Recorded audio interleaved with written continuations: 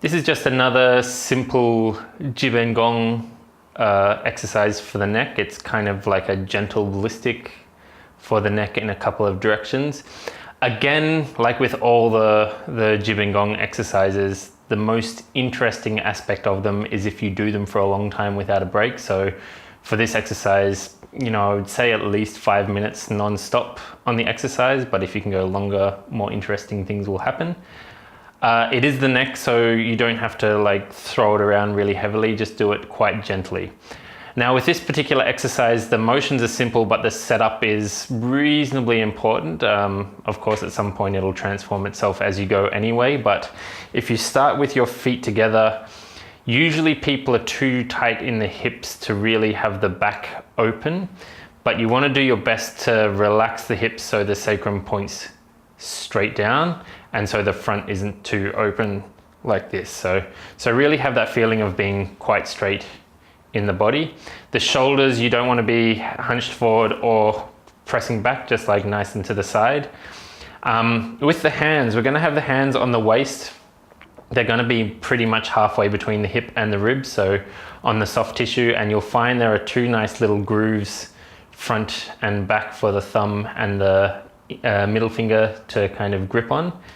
And what we want here is the feeling of the elbows kind of going down and out, because this will help the muscles of the neck kind of elongate a little bit before we even start. So have the shoulders feel heavy, the elbows feel heavy, almost like they're getting dragged towards the ground by a kettlebell, and just make sure that they're not going too far forward or more likely too far back. We want them straight to the side, as if we were kind of stuck between two planes or two mirrors or something, like two planes of glass.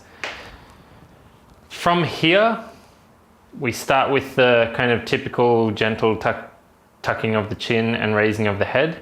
And then we're going to have these little bobs, these little ballistic stretches in 8 directions. So it's actually 4 directions, 2 for each direction. So we go down first, 1, 2. We go back, 3, 4. We go left, 5, 6, and we go right, 7, 8. And we just loop that. 1, 2, 3, 4, 5, 6, 7, 8. 1, 2, 3, 4, 6, 7, 8, and so on and so forth. One of the interesting things here is that the hands will often try and like do this kind of thing where they lose their tension and they'll just kind of slack. So make sure you keep that. It doesn't have to be super tense, but it just has to have a shape, right? You've got this kind of nice straightness about here. You're gently grabbing. The elbows are semi-actively going towards the ground and so on. You'll often find that with all of this, you'll get lines in the arm that are related to tensions here that are kind of start to have this pins and needles-esque numbness. But it's really interesting because this numbness will just stay there while you're doing the exercise, and as soon as you stop, it'll disappear. Like, it's not like the normal numbness where it takes that time to come back and you have the pressure and pain associated with it. So this is one of those interesting, you know, you might call them repatterning effects or effects that come with circulation moving through blockages rather than it's having anything to do with like pinch circulation. It's circulation moving through areas that don't normally get it.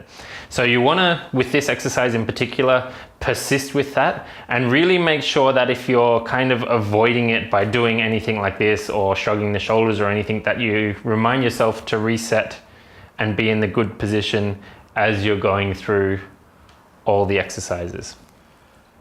Again, 5 or 10 minutes non-stop without interrupting these 8 directions. So 2 down, 2 back, 2 left, and 2 right, and just loop that and see how your neck feels at the end of that.